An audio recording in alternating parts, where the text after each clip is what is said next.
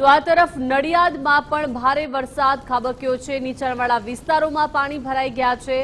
તો વહેલી સવારથી જ રાજ્યમાં વરસાદી માહોલ છે। નડિયાદમાં પૂર્વથી પશ્ચિમને જોડતા રેલવેના તમામ નાળા પાણીમાં ગરકાવ થઈ ગયા છે। ડેપ્યુટી મેયરે વિસ્તારની મુલાકાત લીધી છે। શ્રેયસ ગરનાળા પાસે કલ્પેશ રાવળે મુલાકાત લીધી છે। નડિયાદમાં નીચાણવાળા વિસ્તારોમાં પાણી ભરાઈ ગયા છે।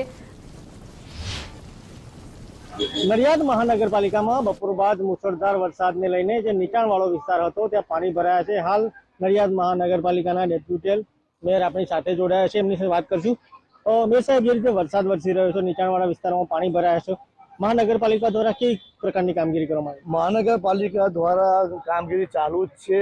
અમે મેયર શ્રી, ધારાસભ્ય શ્રી, અમારા નડિયાદ શહેરના નડિયાદ મહાનગરપાલિકાના જે 10 ગામોનો સમાવેશ થયો છે। ટોટલ 51 કોર્પોરેટર પોતપોતાના એરિયામાં અત્યારે દેખરેખ રાખી રહ્યા છે। પશ્ચિમના ચારેય ગરનાળા ભરેલા છે, પણ વરસાદ અવિરત ચાલુ હોવાથી અત્યારે પાણી ભરેલું છે। જેવો વરસાદ ઝીરો થશે તો અમારા પશ્ચિમના ચારે ગરનાળા ખાલી થઈ જશે અને દક્ષિણ ગુજરાત જો એક સમય જો નડિયાદ મહાનગરપાલિકા નડિયાદ સિટીમાં જો વરસાદ પડશે તો અમે પહોંચી વળવા માટે તૈયાર છીએ। પહેલા નગરપાલિકા હતી, અત્યારે મહાનગરપાલિકા થઈ, પહેલા શું પરિસ્થિતિ, અત્યારે કેવી પરિસ્થિતિ? પહેલા નડિયાદ નગરપાલિકામાં પહેલા એવું થતું હતું કે જે ગરનાળા જે અઠવાડિયે 7-10 દિવસ સુધી ભરેલા રહેતા હતા।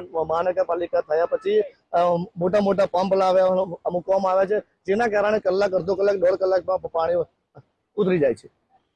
હાલ તો જે રીતે પ્રકારે વાત કરવામાં આવે તો નડિયાદ મહાનગરપાલિકાની ટીમ પણ જ્યાં વરસાદી પાણી ભરાયા છે ત્યાં ખડે પગે રહીને પાણીનો નિકાલ કેવી રીતે થાય તેનું આયોજન કરી રહ્યા છે। કિશન રાઠોડ સાથે ગુજરાત ફર્સ્ટ, નડિયાદ।